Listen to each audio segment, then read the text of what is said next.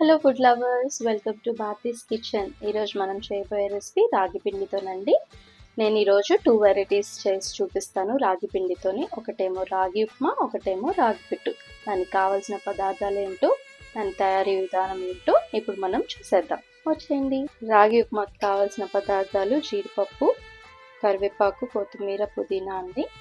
అలాగే ఒక green chilli చిన్నగా స్లైసెస్ కట్ చేసుకున్నాను, అల్లం వెల్లిపాయ పేస్ట్, ఒక హాఫ్ లెమన్, ఒక చిన్ని ఉల్లిపాయ చిన్న చిన్న ముక్కలుగా కట్ చేసుకొని పెట్టుకున్నాను.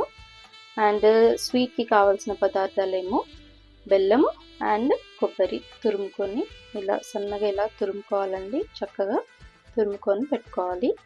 ఇప్పుడు మనము అసలైన ఇంగ్రీడియంట్ రాగి పిండి.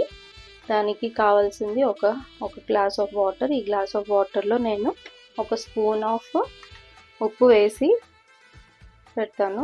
ఈ గ్లాస్ ఆఫ్ వాటర్లో ఒక స్పూన్ ఉప్పు వేసి డైల్యూట్ చేసుకుందామండి.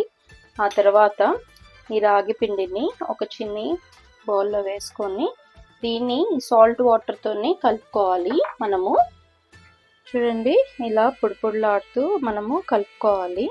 గిన్నె తీసుకుందామండి. గిన్నె తీసుకొని దాంట్లో వాటర్ సగం వరకు నింపాను. ఇది ఒక మస్లిన్ క్లాత్ ఇట్లా వేసి ఆవిరి మీద మనం ఈ రాగి పిండిని ఉడికించాలండి. మనం కలుపుకున్న ఈ రాగిని.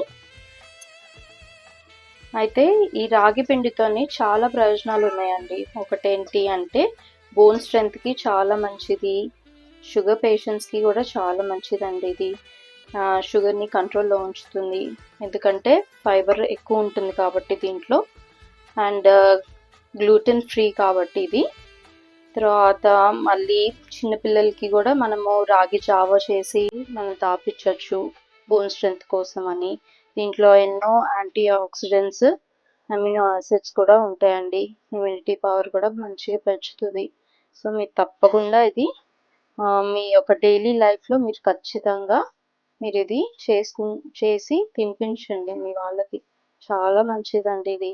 చాక్లెట్ ఫార్మాట్లోకి మారిపోతుందండి. ఇప్పుడు ఇది ఒక కలర్ ఉంది కదా, డార్క్ చాక్లెట్ లాగా మారుతుంది. అప్పటి వరకు మనం ఉడికించుకుందాం. ఇలా రాగి పిండి మీద కొంచెం కొబ్బరి వేసుకోవాలండి. కొబ్బరి వేసుకుంటే చాలా బాగుంటుంది, ఫ్లేవర్ కూడా.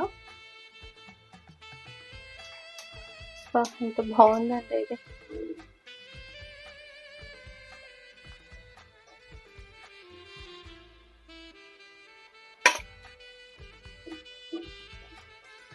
చూడండి, ఇలా పొడి పొడిలాడుతా మనము కలిపేసేసుకున్నాము. ఇప్పుడు దీన్ని నేను ఉప్మాగా ఎలా చేసుకోవాలి, పిట్టుగా ఎలా చేసుకోవాలో నేను మీకు ఇప్పుడు చూపిస్తాను. బాండి వేడెక్కిందంటే ఇప్పుడు ఒక టీ స్పూన్ నెయ్యి తీసుకుంటున్నాను నేను. ఫస్ట్ మనము జీడిపప్పు వేసుకుందాము. జీడిపప్పు వేయించుకున్న తర్వాత ఇందులో పోపు దినుసులండి ఒక్కొక్కటి. ఏం లేదు, ఇందులో ఆవాలు, జీలకర్ర, మినపప్పు, శనగపప్పు వేసుకొని వేయించుకుంటాను. ఇది వేగిన తర్వాత ఆవాలు చిట్పట్లాడుతున్నప్పుడు మనము కట్ చేసి పెట్టుకున్న ఆనియన్స్ వేగుతుండగానే మనము కట్ చేసి పెట్టుకున్న పచ్చిమిర్చి చీలికలు, అలానే కరివేపాకు వేసుకున్నాము. తీసుకున్నాం కదండి అల్లం వెల్లిపాయ పేస్ట్ కొంచెం చిన్నగా వేస్తున్నాను. ఆ తర్వాత సన్నగా మనము పుదీనాను, కొత్తిమీర కట్ చేసి వేద్దామండి.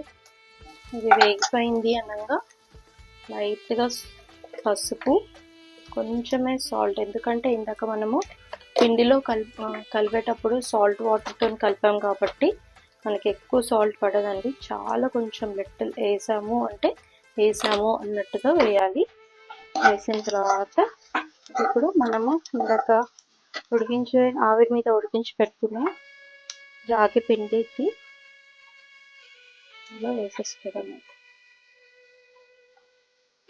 లాస్ట్లో మనము ఒక హాఫ్ నిమ్మరసం, చెక్కతోని హాఫ్ నిమ్మరసం పిండేసేద్దాము. ఇప్పుడు రాగి పెట్టు కోసము ఇందాక ఆవిరి మీద ఉడికించి పెట్టుకున్నాం కదండి రాగిది. దాంట్లోకి నేను ఇంత కప్ అన్నాను కానీ కొంచెమే తీసుకున్నామంటే షుగర్ పేషెంట్స్ కూడా ఉంటారు కదా, అందరూ తినాలి కదా. సో కొంచెమే యాడ్ చేస్తున్నాను బెల్లము.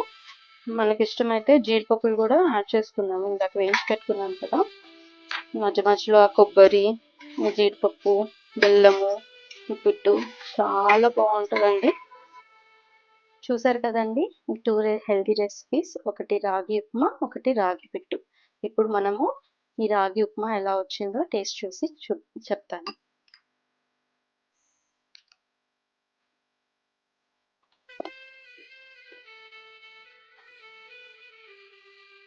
చాలా బాగుందండి ఇది.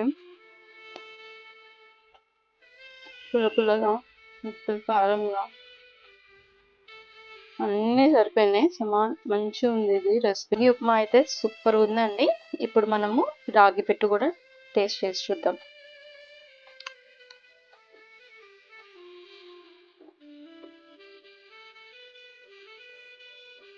చాలా బాగున్నాయి అంటే మీరు తప్పకుండా ట్రై చేయండి. రెండు చాలా హెల్తీ రెసిపీస్.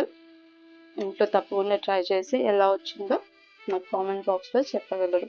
ఈ రెసిపీస్ కనుక మీకు నచ్చినట్టయితే లైక్ చేయండి, షేర్ చేయండి, సబ్స్క్రైబ్ కూడా చేసుకోండి. మరిన్ని వీడియోస్ కోసం పక్కనున్న బెల్ ఐకాన్ని ప్రెస్ చేయండి. Thank you for watching.